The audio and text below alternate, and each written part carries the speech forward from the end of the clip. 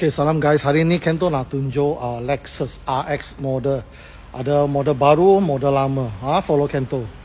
Okay, ini RX 350 yang paling latest. Ini yang RX 300. Ada F Sport, ada Standard versi. Okay, untuk yang ini semua F Sport versi lah.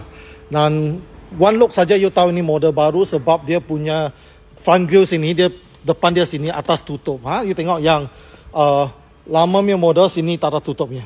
So one look saja you boleh tahu.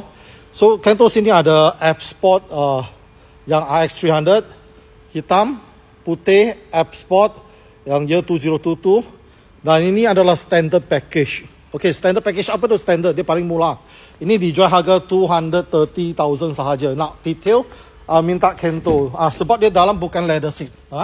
Dia half leather saja. Dia bukan leather. Sini ada sikit leather saja, bukan half leather juga. So dia memang basic spec. Basic spec. Dan juga dia barangnya semua basic sahaja. Dia tak ada memory seat, tak ada power seat. Kalau ada memory seat, power seat standard itu adalah premium L. Ini hanya standard premium model.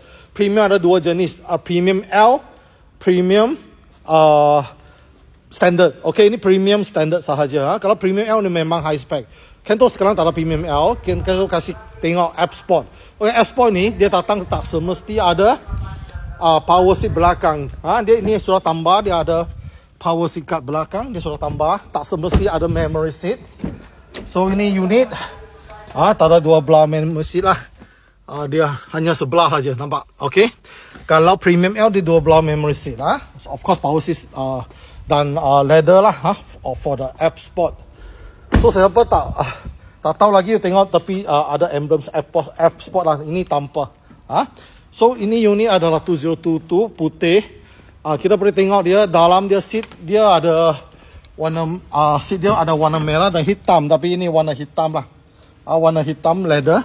Dan juga tadi Kento cakapkan bukan setiap unit dia datang ada power seat belakang. Itu adalah luxury spec baru ada. Okay, sebelah dia ini juga warna hitam. F Sport RX 300.